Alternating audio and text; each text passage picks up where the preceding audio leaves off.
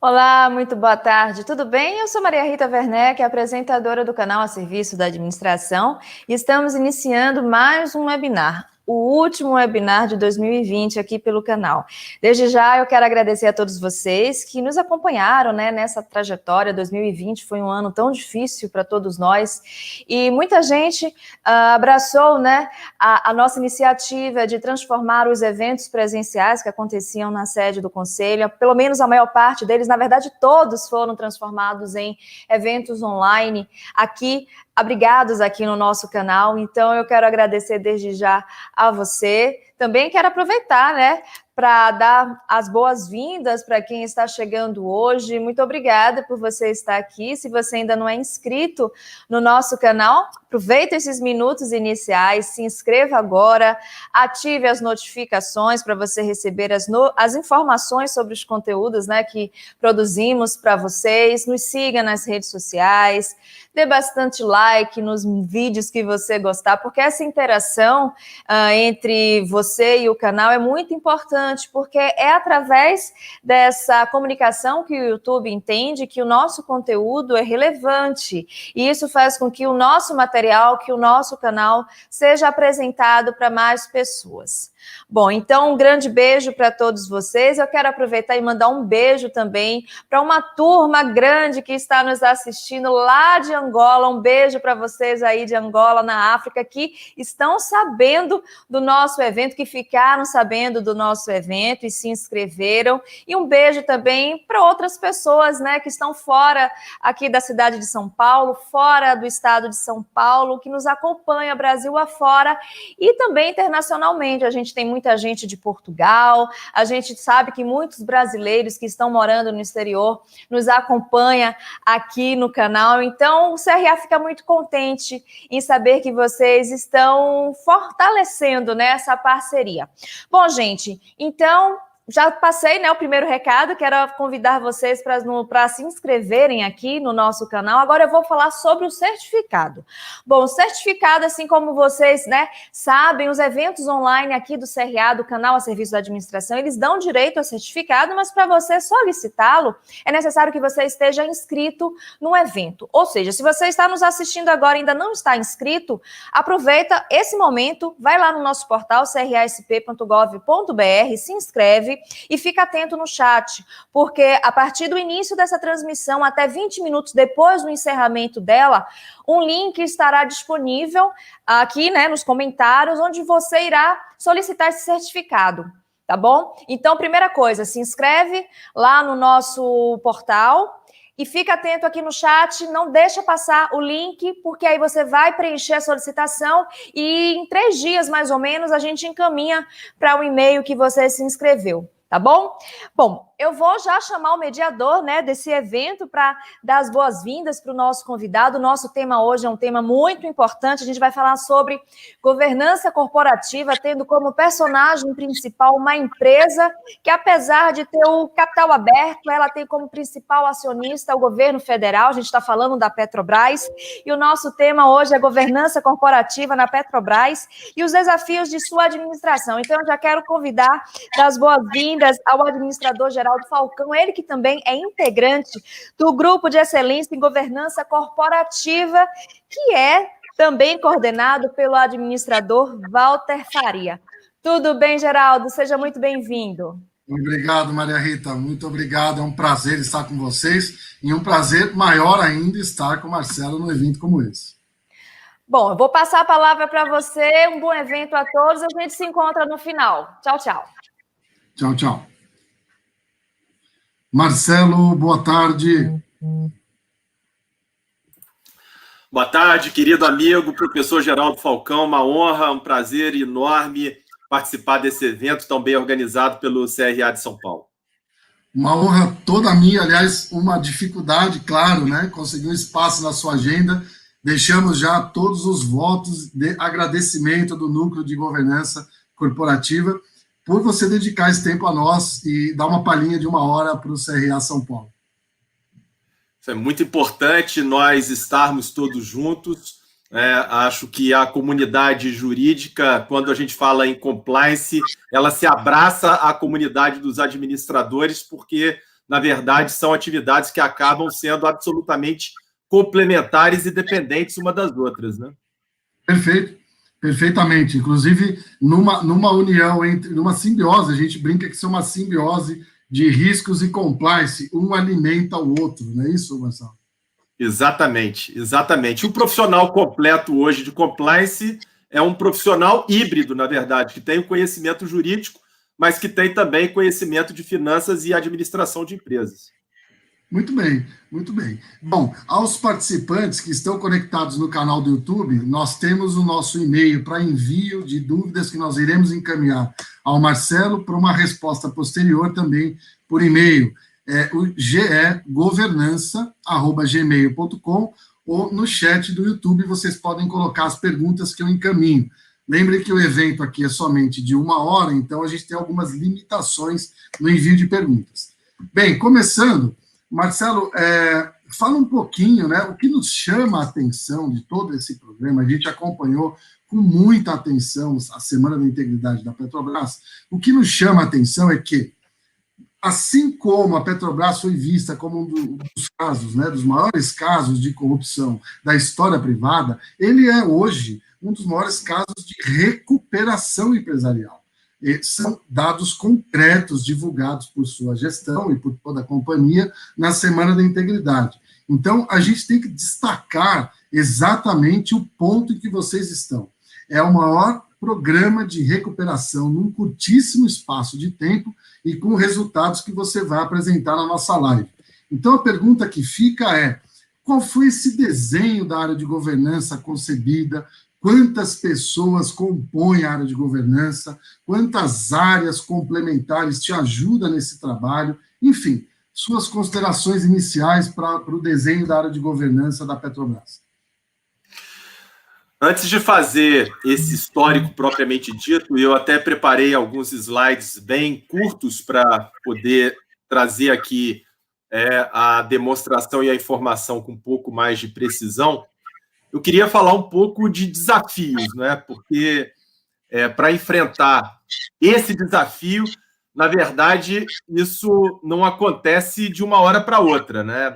E a minha carreira ela foi pautada aí por grandes desafios. Eu ingressei no Ministério Público muito jovem, com 25 anos, né? E logo no início da minha carreira como promotor de justiça, eu já fui indicado para integrar o primeiro GAECO do Espírito Santo, Grupo de Repressão ao Crime Organizado, à época em que o crime organizado dominava o Espírito Santo, né? Então, assim, um detalhe interessante dessa história, né? Porque até foi lançado agora recentemente um livro para contar exatamente essa história das organizações criminosas dominando o Estado do Espírito Santo. Então, ser um promotor de justiça num ambiente desse, eu considerava um grande desafio, né?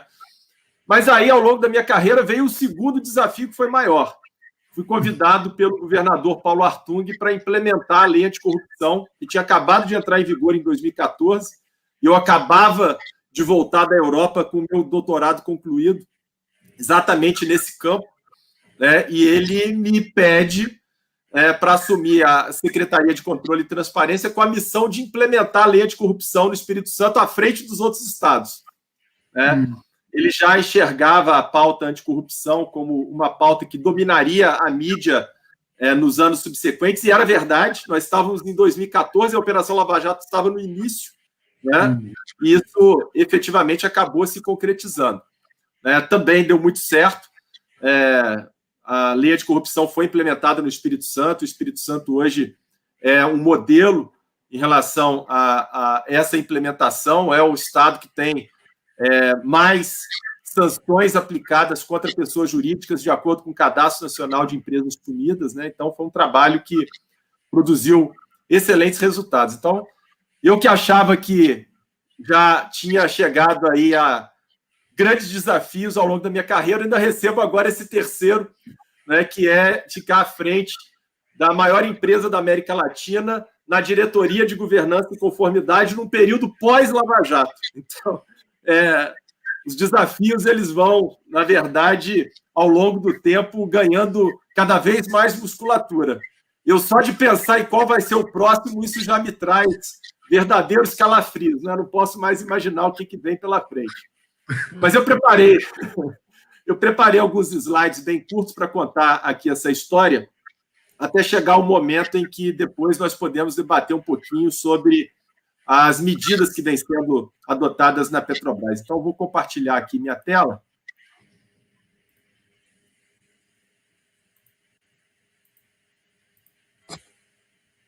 Consegue enxergar? Perfeito, perfeitamente. Ok. Bom, eu sempre começo essa história tentando explicar um pouco qual é a minha missão na Petrobras. E para eu explicar bem qual é a minha missão, eu preciso de fazer uma distinção inicial.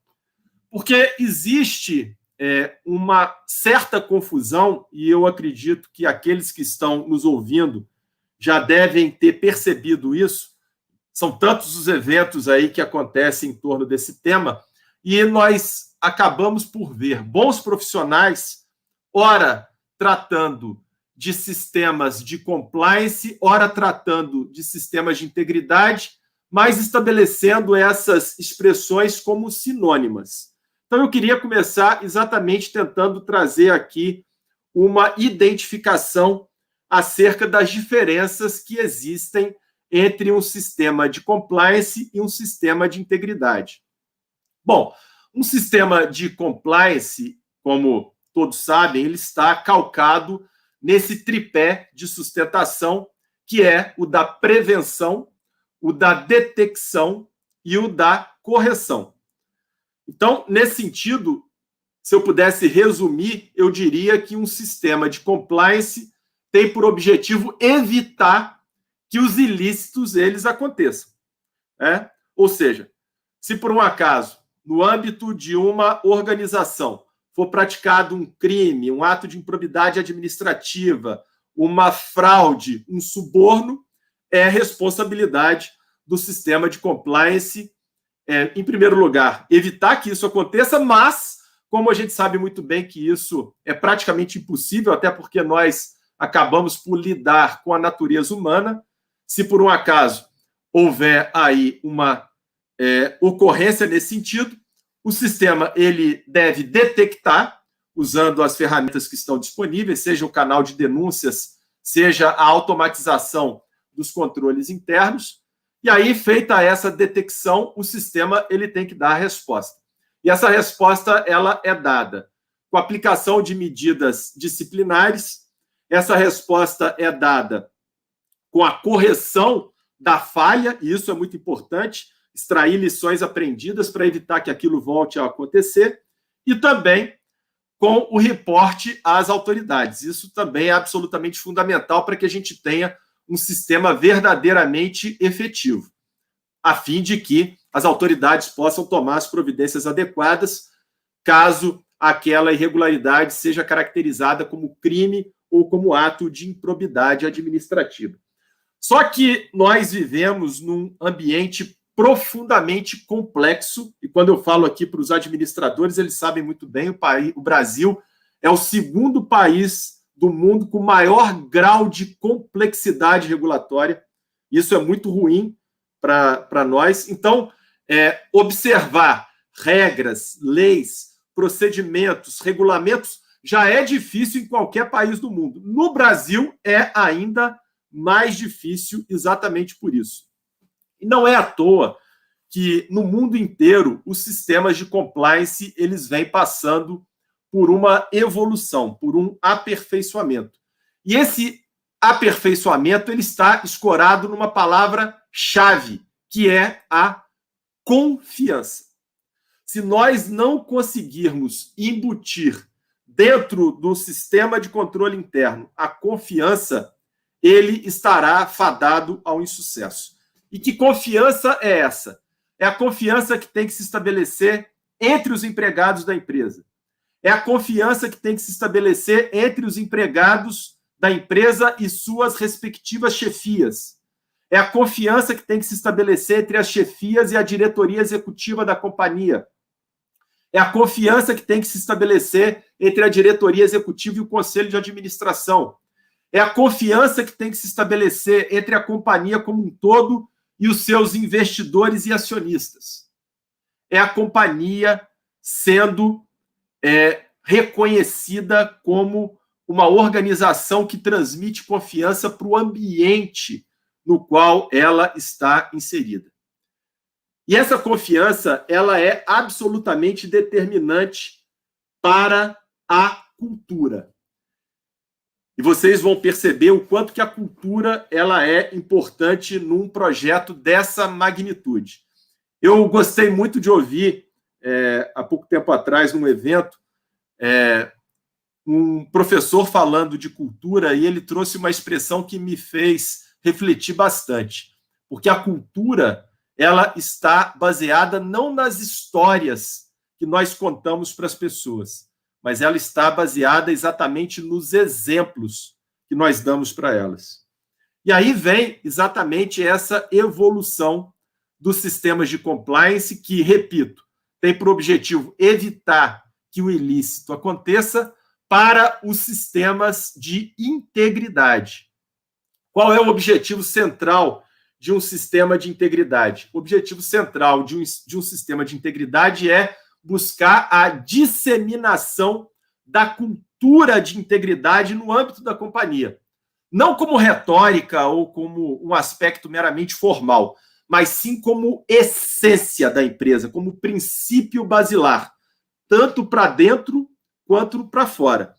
Isso que eu estou fazendo aqui tem absoluta vinculação com o nosso sistema de integridade, porque eu preciso também de mostrar para a comunidade brasileira quais são as medidas que estão sendo implementadas pela Petrobras para que a comunidade tenha confiança na empresa. Estou falando aqui de reconstrução da sua credibilidade e da sua imagem.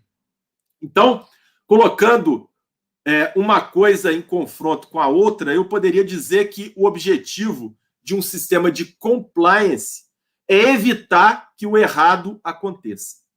Enquanto que o objetivo de um sistema de integridade é valorizar aquilo que é certo. É mostrar para os empregados da empresa que agir da maneira correta vale a pena e é valorizado pela empresa, inclusive para efeito de meritocracia. E convenhamos, fazer aquilo que é certo é muito mais do que simplesmente evitar aquilo que é errado.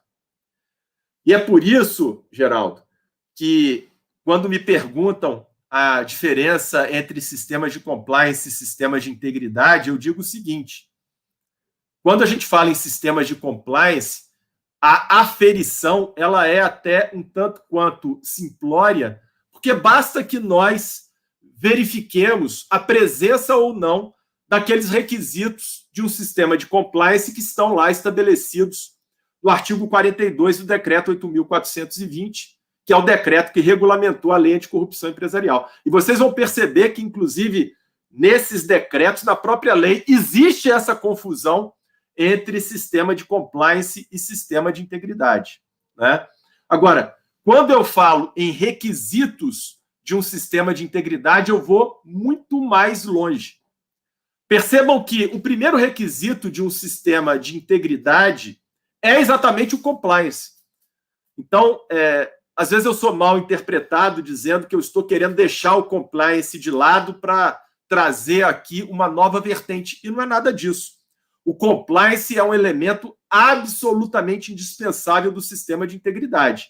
Mas o sistema de integridade ele vai muito mais longe, porque ele traz outros elementos consigo, que são a transparência, a meritocracia, a lealdade competitiva, a inovação. Quando eu falo aqui inovação, eu estou também me reportando à questão afeta ao erro honesto. Isso hoje é valorizado dentro da Petrobras, né? A boa-fé do empregado, se ele, por um acaso, incorrer num erro de procedimento, ele não vai ser punido por conta disso, exatamente para que ele possa ter essa capacidade de inovar, e isso é muito importante para nós. Nós estamos num momento onde a gente fala tanto de ESG, né? hoje é o tema do momento, inclusive para os administradores, e são elementos do sistema de integridade a sustentabilidade e a responsabilidade social. A gente viu isso sendo oferecido para a nossa sociedade agora de uma forma muito marcante durante a pandemia, não é? As empresas todas colaborando para mitigar os efeitos gerados pela pandemia. E, da mesma maneira, a sustentabilidade.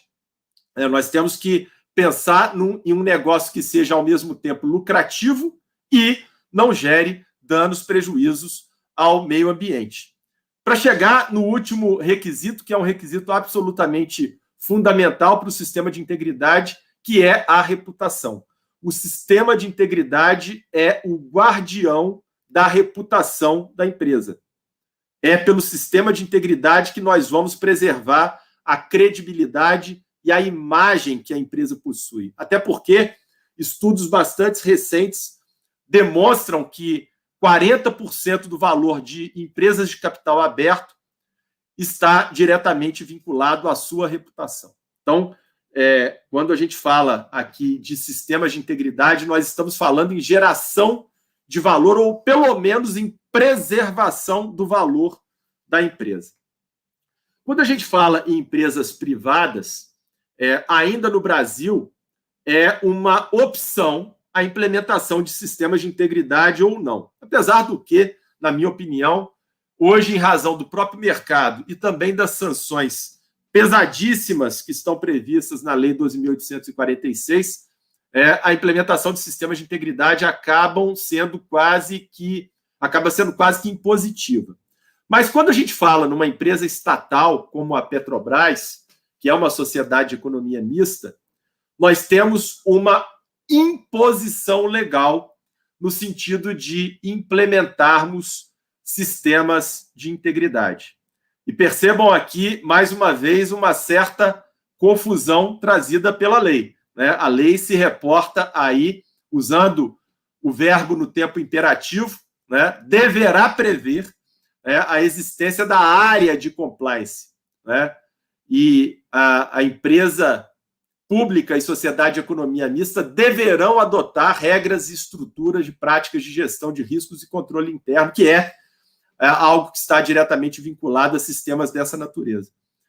Mas aqui, em resumo, eu posso dizer a vocês que a partir da Lei 13.303, nós estamos falando de uma obrigação para todas as empresas estatais brasileiras de implementarem sistemas de compliance, talvez aí num modelo um pouco mais antigo, ou sistemas de integridade, falando aqui em um modelo mais moderno e mais recente.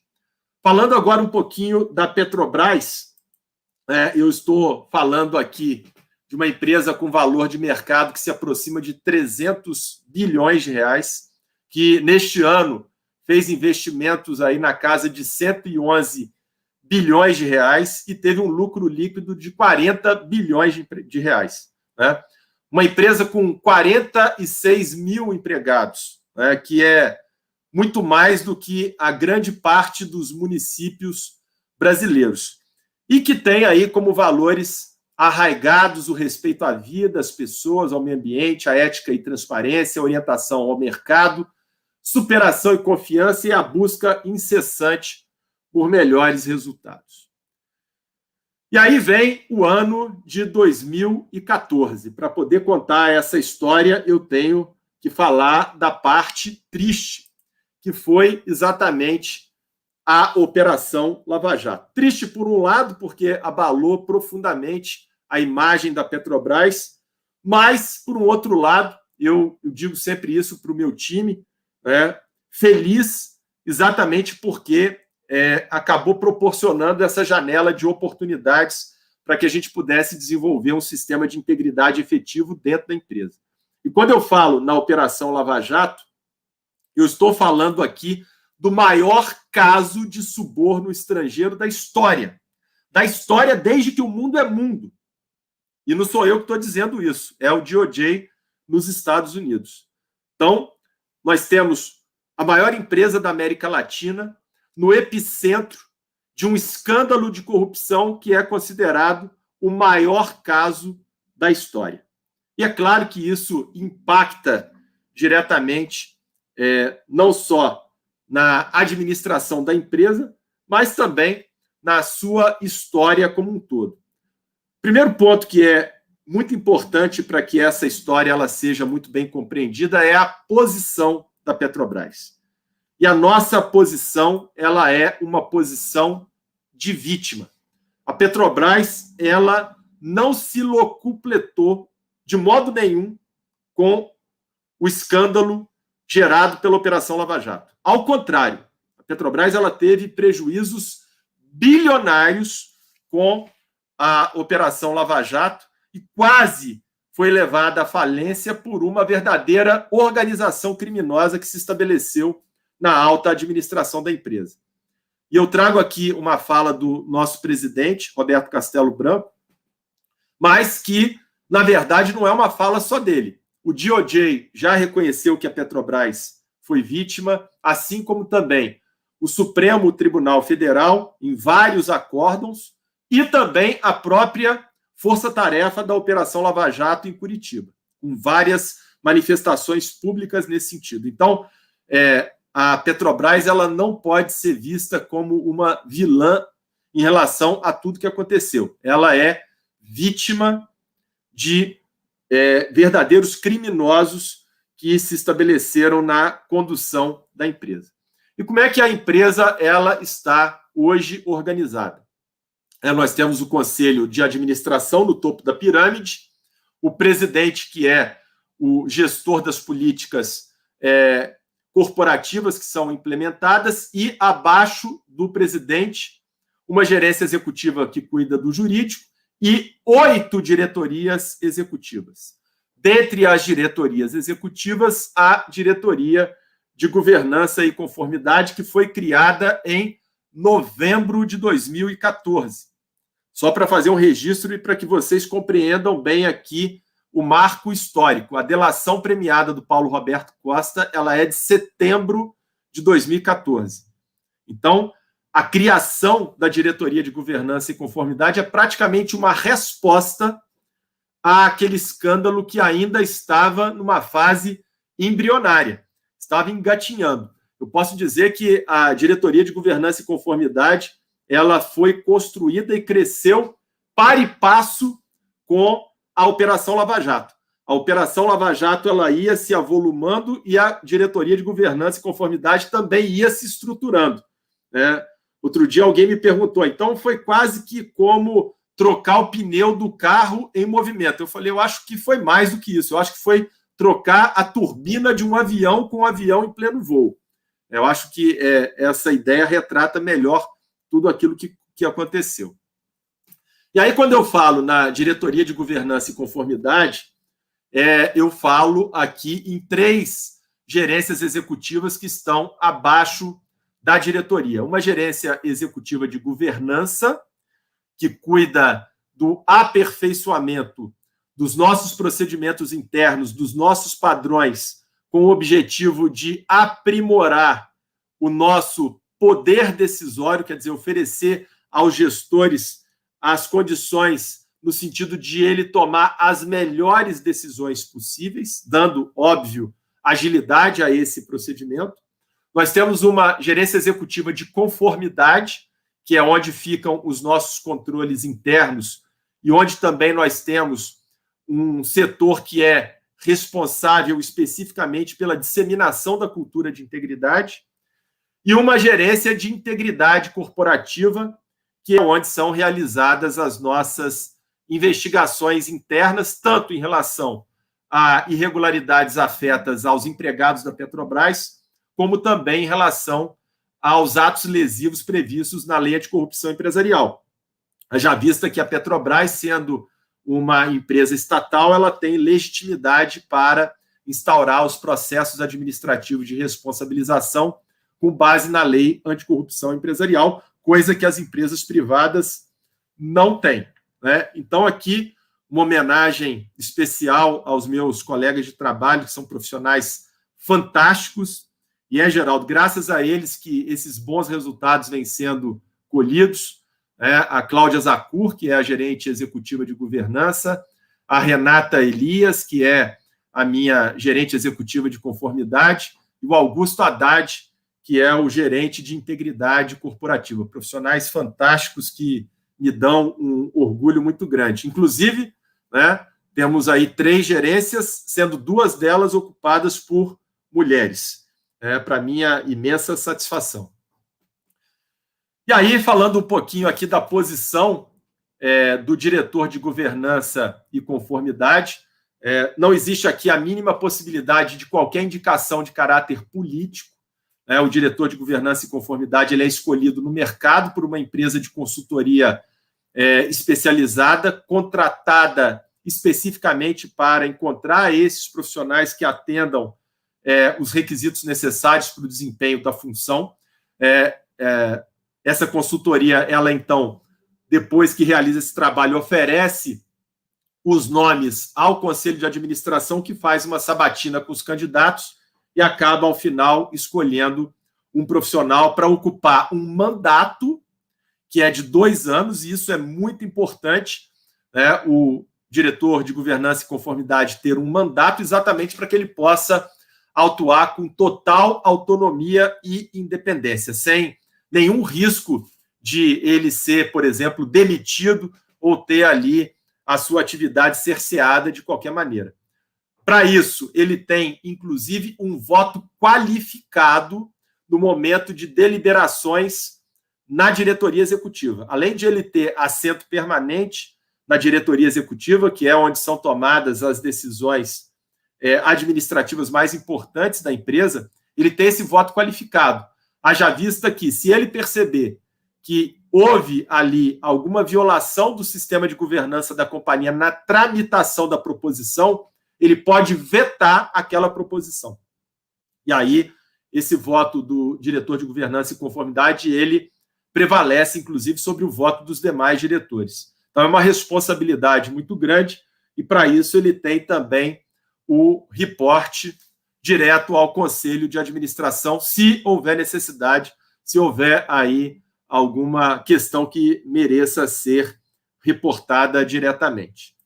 Falando aqui um pouquinho da linha do tempo, e aqui faço também, Geraldo, uma homenagem aos diretores executivos de governança e conformidade que me antecederam, e tenho certeza que todos eles enfrentaram também grandes desafios. O João Elec, que foi o primeiro DGC da Petrobras e foi quem efetivamente criou a diretoria de governança e conformidade, estabeleceu ali a própria fundação da DGC e ele merece, por isso, todas as homenagens. Depois, na sequência, o Rafael Gomes, que também teve um papel muito importante no sentido de gerar o engajamento das pessoas em torno do fortalecimento do sistema de compliance.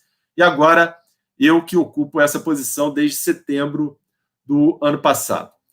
O primeiro marco muito importante nessa construção foi a estruturação do sistema de integridade da Petrobras, que é composto não apenas pelas estruturas da diretoria de governança e conformidade, vocês estão vendo aí nessa tela destacada em amarelo, a gerência que cuida da apuração de denúncias, a gerência que cuida da conformidade, a gerência que cuida da governança, mas também a ouvidoria geral, a auditoria interna, a segurança cibernética e de informação, os agentes de compliance, eu vou falar um pouquinho mais adiante disso, a comissão de ética da Petrobras, o setor jurídico, que é um parceiro muito importante para que a gente possa desempenhar com efetividade o nosso trabalho, a comunicação da Petrobras, que também exerce um papel decisivo. Eu falo sempre que não adianta trabalhar a integridade se a gente não conseguir comunicar bem.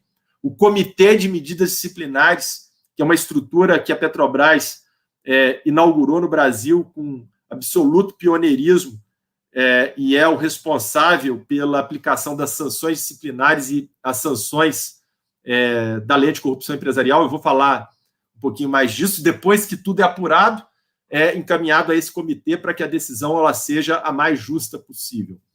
E o Comitê de Auditoria Estatutária. Então, a formação desse sistema foi muito importante para que a gente pudesse avançar. No ano de 2018, o grande marco do sistema de compliance da Petrobras foi a celebração de um acordo de não persecução penal com o Departamento de Justiça dos Estados Unidos.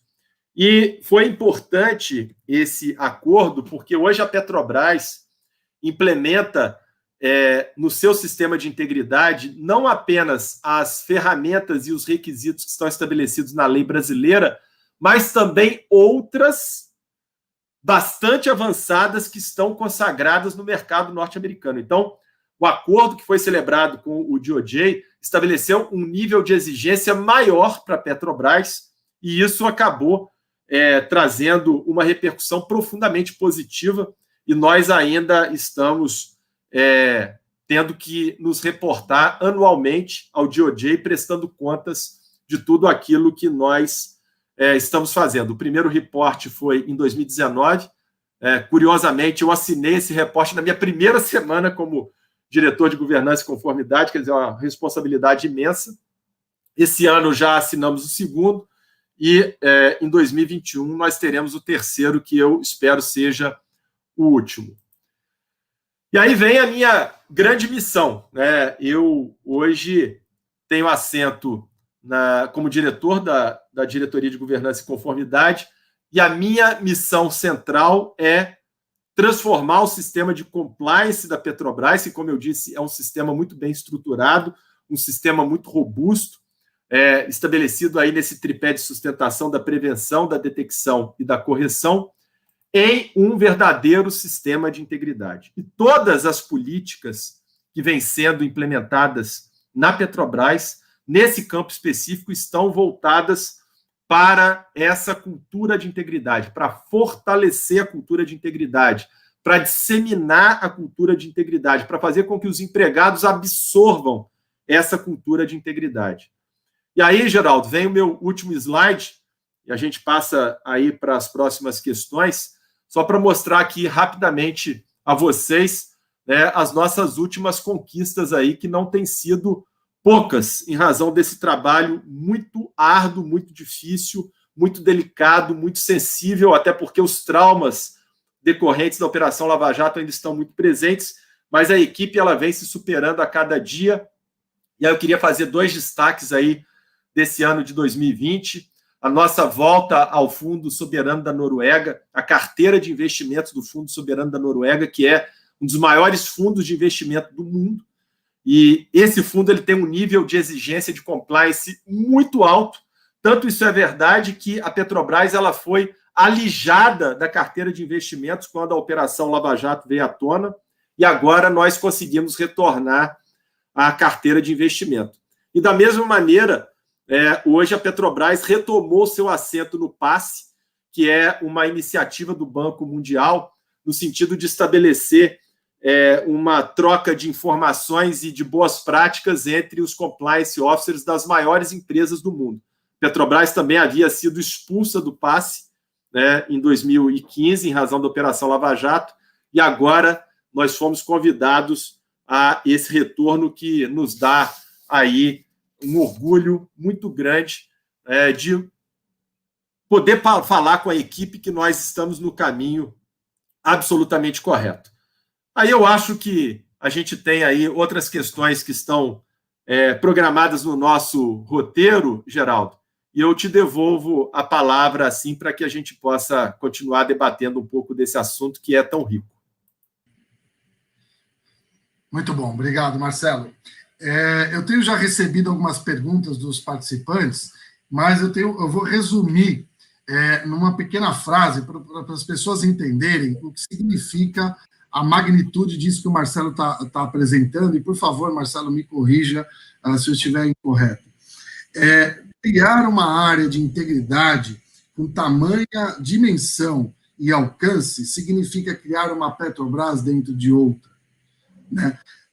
As pessoas estão perguntando o seguinte: poxa, mas nós tínhamos uma estrutura de diretorias diferentes no passado, por que isso não foi pensado anteriormente? A sua linha do tempo mostra isso, quer dizer, foi um plano de resposta a esta crise, a esta emergência, onde vocês precisavam blindar o principal valor da companhia, retomar a reputação globalmente, o que isso é um esforço monumental dentro de uma equipe de gestores, e criar uma situação, um organograma de integridade e compliance dentro da Petrobras é quase que criar uma Petrobras dentro de outra. Não é, Marcelo? Só para você ter uma ideia, Geraldo, a empresa ficou sem balanço, né? Não havia quem se dispusesse a assinar o balanço da Petrobras, porque as incertezas elas eram gigantescas. Então, nós estamos falando aqui para o CRA. Eu acho que os que estão nos ouvindo podem imaginar a repercussão para uma empresa que fica sem balanço, e principalmente a maior empresa da América Latina, com essa quantidade enorme de empregados diretamente a ela vinculados. Então, foi um trauma e um impacto muito grande que a empresa sofreu, e por isso que houve a necessidade dessa resposta imediata. Né? A gente conversava um pouco antes do início do evento, eu estava te dizendo que talvez eu tenha hoje nas mãos a maior equipe de compliance do mundo, porque eu tenho aproximadamente 400 profissionais trabalhando com compliance hoje na Petrobras. É uma equipe grande não só em termos quantitativos, mas também em termos qualitativos, porque são profissionais fantásticos com os quais eu aprendo todos os dias. Perfeito, quer dizer, imagine uma empresa de 50 mil funcionários com uma área com 400 pessoas, isso é uma magnitude nunca pensada globalmente. Agora, o que me remete, Marcelo, é que a Petrobras, por ser estatal, ela não é só exemplo para as empresas privadas, ela é exemplo para o poder público, porque a gente tem um decreto 9203 em vigor, onde estabelece as mesmas exigências para 5.500 municípios. Então, nós estamos falando de não só uma líder na área empresarial, mas como numa líder estatal, que está trazendo um exemplo de modelo para 5.500 cidades. Não só para os municípios, para os estados e para a própria União, mas também para o Ministério Público e para o Poder Judiciário, né? Agora, no dia 9 de dezembro, eu tive a satisfação e a honra muito grande de ver a Petrobras sendo convidada para integrar um grupo de trabalho que foi criado pelo Conselho Nacional de Justiça, pelo ministro Luiz Fux, para formatar um modelo de gestão e de implementação de sistemas de integridade para todos os tribunais brasileiros. Então, percebam como que esse movimento ele é eloquente e presente hoje, não só nas empresas privadas e nas estatais, mas também na administração pública brasileira como um todo. Perfeito, perfeito. A gente está num momento de inflexão de curva, de mudança de rota visível, né, no país como um todo. Eu tenho grandes esperanças, estávamos falando sobre isso antes do nossa live, de que a minha esperança é que virá um novo país, sem dúvida alguma. Isso é um processo sem volta, a Petrobras dá um grande exemplo, e aí falar um pouquinho também de resultados. Acho que isso é importante a gente concretizar.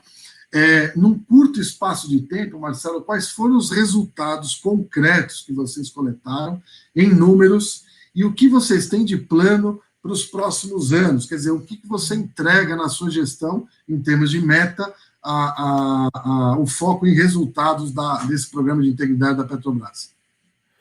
Eu vou falar ao mesmo tempo de entregas e de resultados, porque as duas coisas elas acabam estabelecendo uma concatenação direta.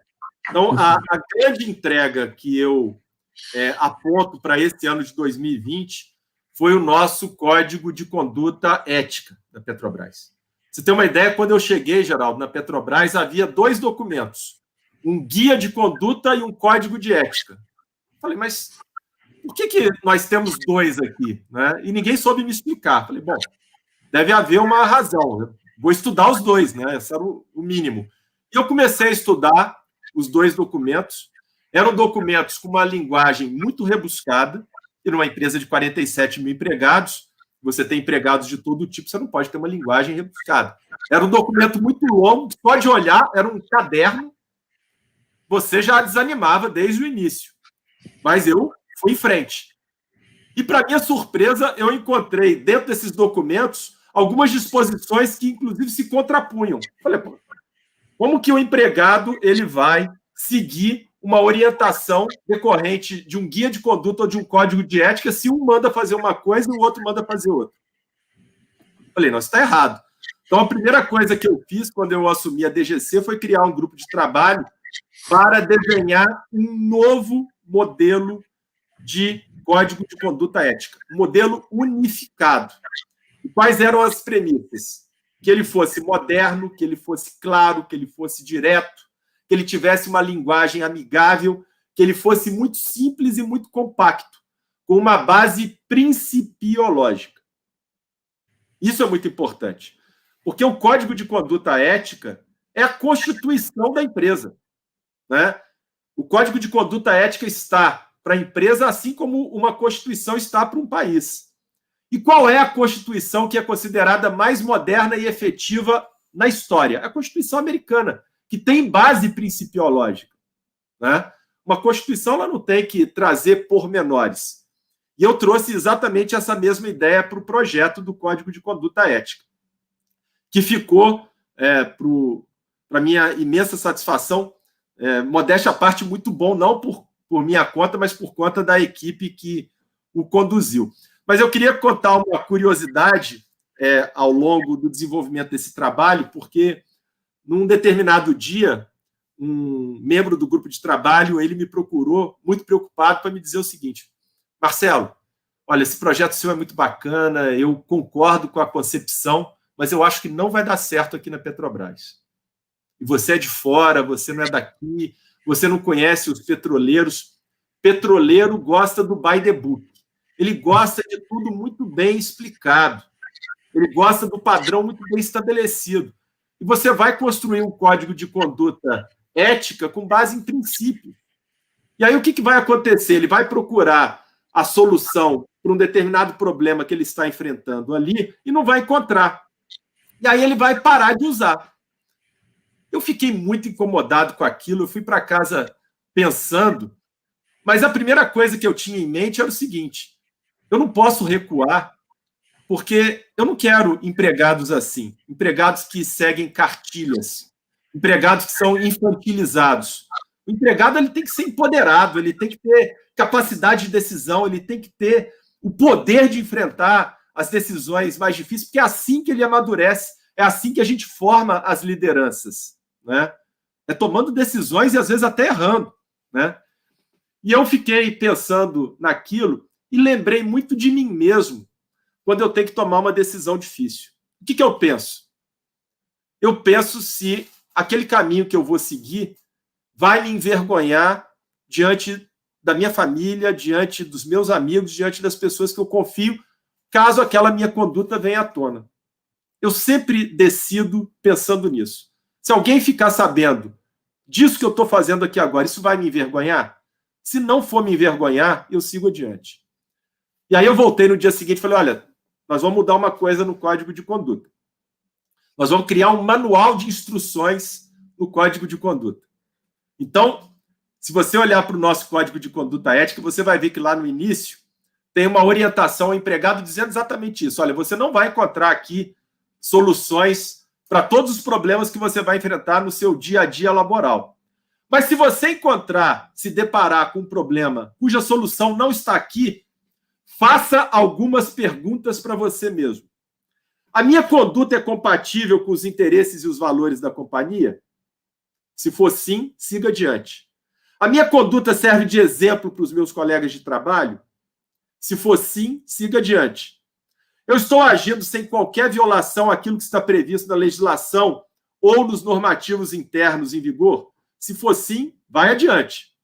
Eu avaliei os riscos e a decisão que eu estou tomando é a melhor para a Petrobras e não para mim? Se for sim, siga adiante. E o Código de Conduta hoje é um grande sucesso e eu recebo uns feedbacks muito positivos porque ele tem essa linguagem que toca fundo nas pessoas, porque ele está baseado exatamente nessa sedimentação da cultura de integridade. Eu falei no início dos agentes de integridade e por esses eu tenho um carinho todo especial, né? Eles são parceiros importantíssimos do trabalho da DGC. E o detalhe aqui é o seguinte, Geraldo, olha só. Além dos 400 membros integrantes da DGC, eu tenho outros 190 agentes de integridade que estão pulverizados nas outras diretorias. Eles são empregados das outras diretorias, mas eles recebem treinamento dentro da DGC para que eles possam levar a mensagem de integridade para suas equipes de trabalho. E eles funcionam como pontos focais de integridade nas outras diretorias, exatamente para esclarecer dúvidas, para dar o apoio na gestão e na tomada de decisão. Então, são profissionais fantásticos. Tem um detalhe que é absolutamente fundamental: eles não recebem nada a mais para exercer essa função, exercem essa função porque acreditam naquilo que eles estão fazendo. Isso é muito bacana. Então, eu tenho um carinho e uma gratidão enorme pelos meus queridos agentes de integridade. Outro projeto muito bacana, que eu acho que você já acompanhou, é o das pílulas de integridade, né? Sim, sim. Era uma coisa que eu pensava bastante quando eu assumi: como que eu vou levar essa minha mensagem de integridade para todos os cantos da companhia? Uma companhia tão grande, está espalhada no mundo inteiro, como que eu vou fazer isso? E nós temos, dentro da Petrobras, um canal interno, que é quase que uma rede social interna, que estabelece uma facilidade de comunicação muito grande, e semanalmente a minha equipe publica uma pílula de integridade. O que é a pílula de integridade? É um vídeo muito curto, de 3 minutos, que traz um evento e uma mensagem para fazer o empregado da Petrobras refletir sobre os valores da integridade. Então, esse ano de 2020, nós tivemos 30 pílulas de integridade. Então, você imagina aí, foram 30 semanas, um trabalho muito grande, porque tem que haver a concepção da pílula, você tem que pensar no roteiro, passa para uma equipe que vai preparar o vídeo, depois eu escrevo um texto até que a pílula é publicada. Mas a repercussão também tem sido fantástica. Assim, eu publico a pílula no Workplace, que é a nossa rede social interna, depois vem uma chuva de comentários. Os empregados adoram, né? Ficam esperando a pílula da semana seguinte. E eu acho que o sucesso desse projeto ele está estampado no e-mail que eu recebi de um colega agradecendo a publicação semanal das pílulas e dizendo que aquilo era tão importante para ele que ele estava usando na educação dos filhos. Então, isso é muito bacana, e mostra muito bem que a gente está falando aqui de valores que são ligados à pessoa, né? E ela tem que exercitar esses valores, não só quando ela está dentro da empresa, mas também quando ela está fora. Aliás, esse é outro ponto do nosso Código de Conduta Ética. A Petrobras foi a primeira empresa do Brasil a colocar dentro do seu Código de Conduta Ética a necessidade de observância do decoro profissional.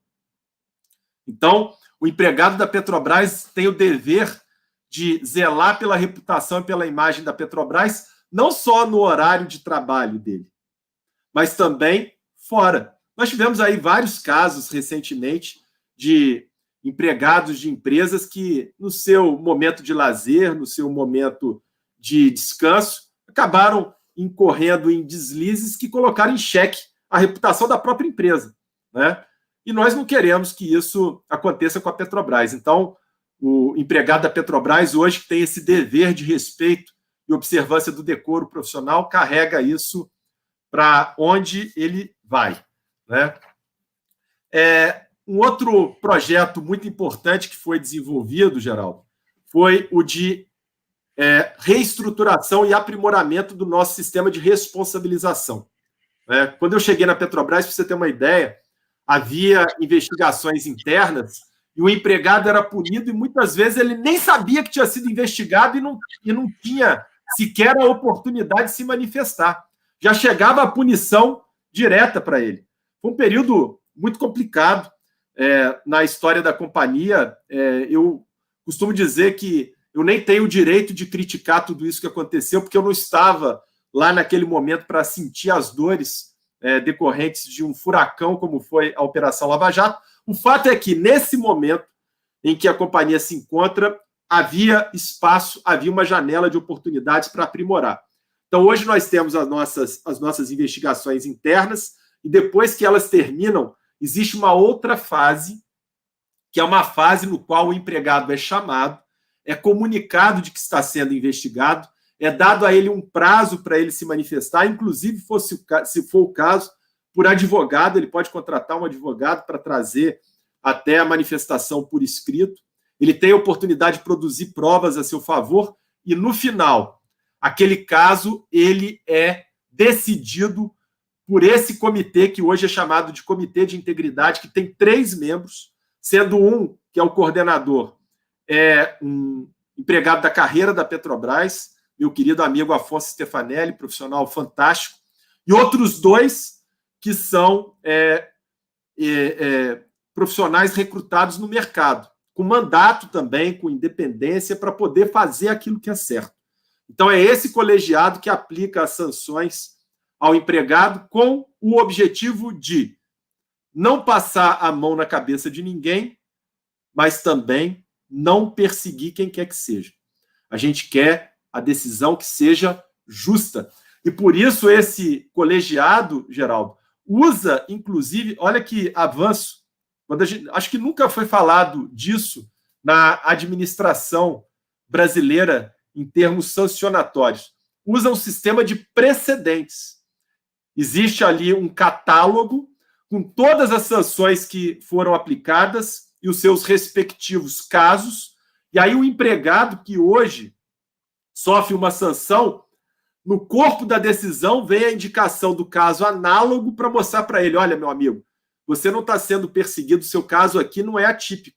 Nós já tivemos casos iguais a esses no passado e a sanção foi absolutamente a mesma. Para acabar com esse estigma de que empregado de baixa estatura é perseguido e é sancionado e os que estão em cima não são. É absolutamente igual e isonômico para todos. Nesse sistema de responsabilização, nós temos ainda 2 novidades, se você me permite, porque realmente falar disso me dá bastante orgulho. Primeiro é o termo de compromisso disciplinar. Quando eu falo para administradores, eu tenho certeza que vocês vão compreender muito bem isso, porque o aspecto sancionatório ele faz muito mal quando nós estamos diante de meras violações de procedimentos. Então, quando ocorre uma violação de um procedimento, mas o objetivo no final foi alcançado, a gente acaba se inserindo numa zona cinzenta entre a não sanção e a sanção de advertência. A sanção de advertência é muito, mas não fazer nada também é pouco. Deixa eu tentar ilustrar com um caso muito fácil de ser entendido. A Petrobras contratou uma empresa para construir um grande guindaste gigantesco, e um empregado da Petrobras foi colocado ali como fiscal desse contrato. A empresa contratada tinha a obrigação de contratar um profissional especializado em segurança do trabalho, para evitar acidente de trabalho. Só que ela não contratou.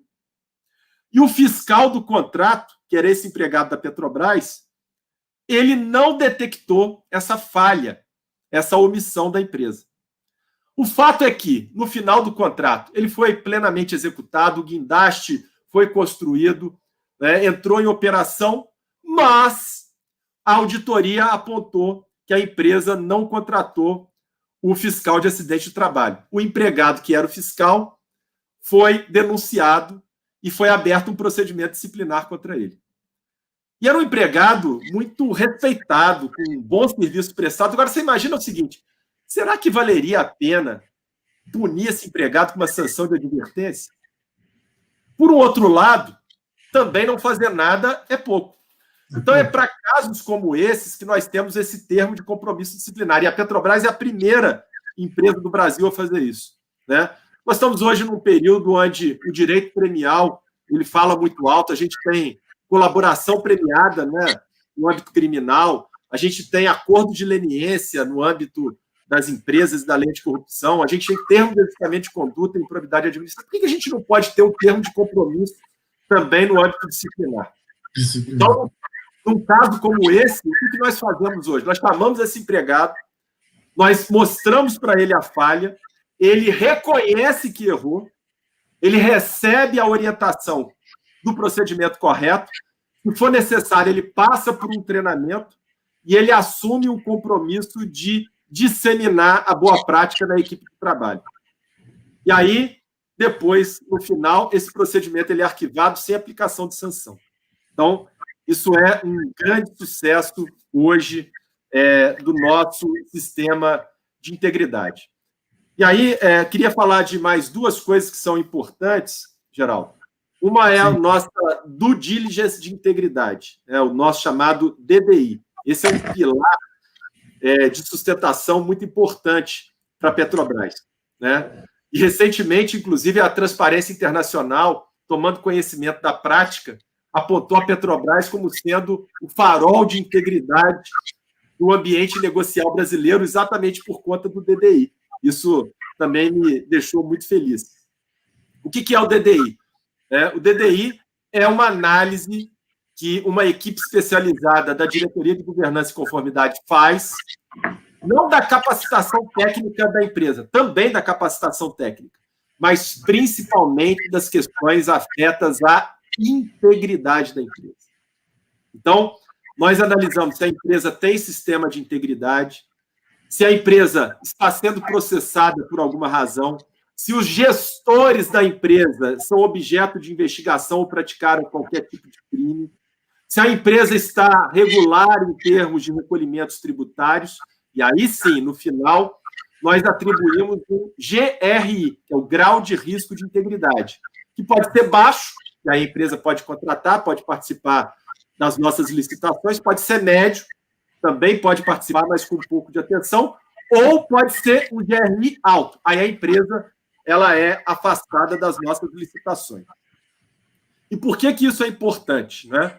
Isso é importante porque as empresas que recebem GRI alto, elas recebem também um relatório, e olha que a Petrobras acaba prestando uma consultoria gratuita, um relatório mostrando onde é que estão as fragilidades da empresa, para que ela possa aprimorar o seu sistema e voltar a contratar com a Petrobras, né? E nesse ano de 2020, 30% das empresas que receberam GRI alto, elas corrigiram as suas falhas, as suas imperfeições e tiveram ali restabelecida a possibilidade de contratar com a Petrobras. Então, isso é também muito bacana. E da mesma maneira que a gente faz isso para as empresas que vão contratar, a gente faz isso também para pessoas.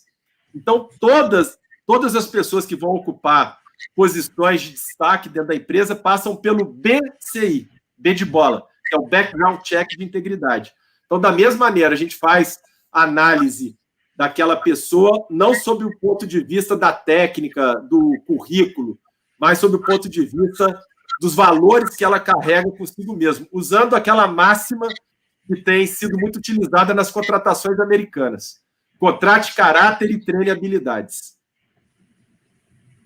Perfeitamente. Veja, tivemos uma aula, passamos por liderança, passamos por conteúdos de programa, por desenvolvimento de equipes. Agora, me permita, né, Marcelo, a gente já está caminhando para o final, eu estou pegando alguns comentários também do chat, mas, consolidando, o brasileiro, aos poucos, vai percebendo que integridade, gerenciar riscos, agrega valor, protege valor, faz a empresa economizar, faz o retorno aparecer de fato.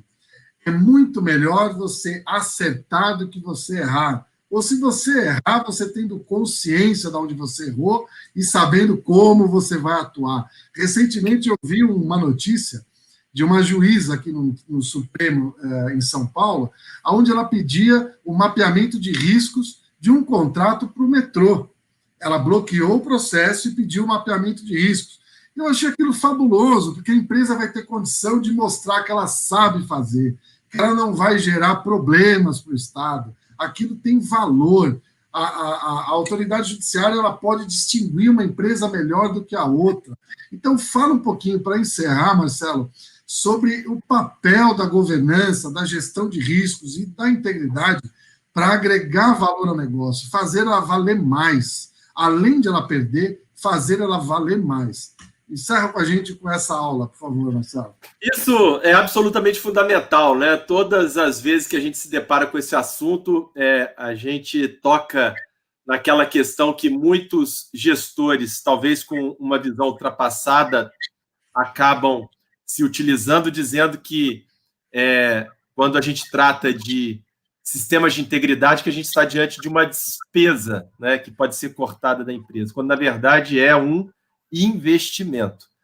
Eu falo sempre isso, né, que você investir em integridade, isso agrega valor para a empresa. Quando me perguntam isso, eu sempre uso um exemplo familiar, para mostrar o mundo que a gente está vivendo. O mundo mudou.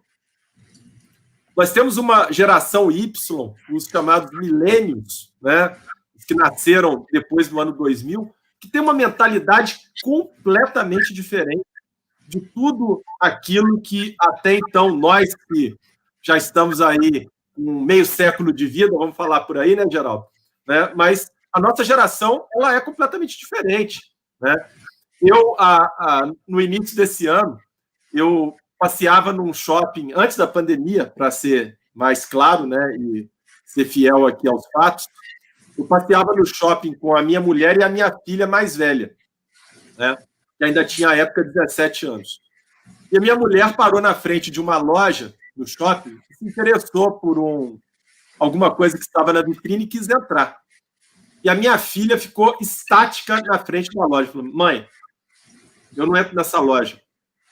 Aí minha mulher se assustou. Por que você achou que tinha alguém lá dentro que... Você vê a mentalidade da minha mulher achando que alguém tinha lá dentro que ela não gostava. Por que você não entra nessa loja? Porque essa loja usa trabalho escravo. Eu não quero, não vou comprar nunca nada dessa loja. Então, é essa a mentalidade do consumidor do século XXI. Integridade, por isso, agrega valor. Existe uma consultoria americana que todos os anos elege as chamadas empresas consideradas mais éticas do mundo. Essa consultoria é Ethisphere, né? Acho que vocês depois podem pesquisar aí na internet. E ela mostra, depois que ela faz essa eleição, e ela tem os critérios técnicos para fazer essas escolhas, eu queria até que a Petrobras participasse, sabe, Geraldo, dessa seleção, mas é só para empresa privada, né? Então, por isso que a Petrobras não participa. Mas ela mostra depois, no final, que o índice de lucratividade dessas empresas ela está muito acima da mediana das outras empresas consideradas mais lucrativas. O que mostra muito bem que ser uma empresa que investe em integridade, isso gera lucro para a empresa. Né? E o empresário ele não pode ter pudor, ele não pode ter vergonha de falar que ele está buscando lucro.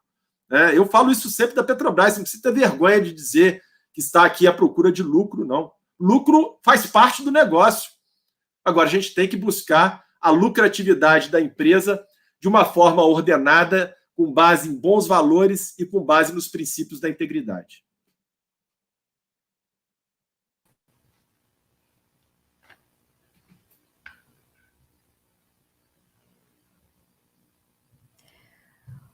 Oi, gente, vocês estão me ouvindo? Sim. Perfeito. Bom, eu quero agradecer por essa aula, né, que a gente acabou de receber, agradecer ao Marcelo, agradecer ao Geraldo. Foi um prazer ter vocês aqui no nosso canal, nesse evento, o último webinar de 2020, né, um ano que foi tão difícil para todos nós. Que mensagem você pode deixar para quem está nos assistindo agora para enfrentar esse novo ano que daqui a poucos dias, né, começa?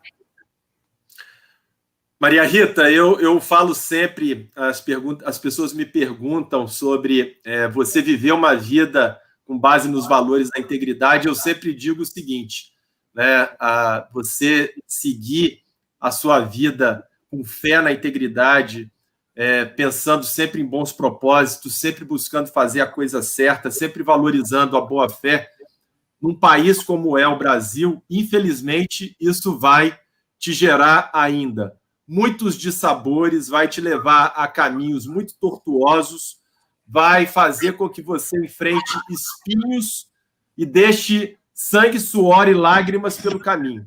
Agora, por um outro lado, a integridade ela vai sempre te dar a proteção que você precisa para enfrentar todos os desafios que você tem à sua frente na sua vida.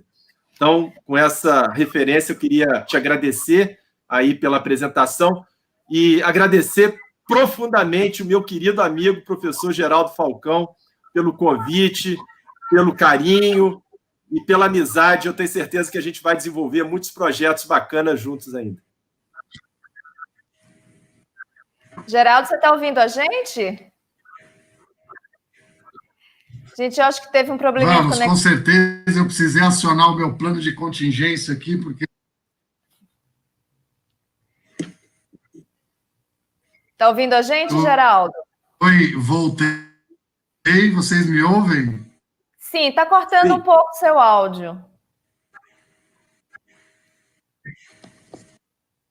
Bom, eu acho que a gente pode caminhar para o final. Eu queria só passar a palavra para você, porque o Marcelo ele acabou de te agradecer, né, o convite. Eu acredito que a gente não vai conseguir restabelecer a conexão.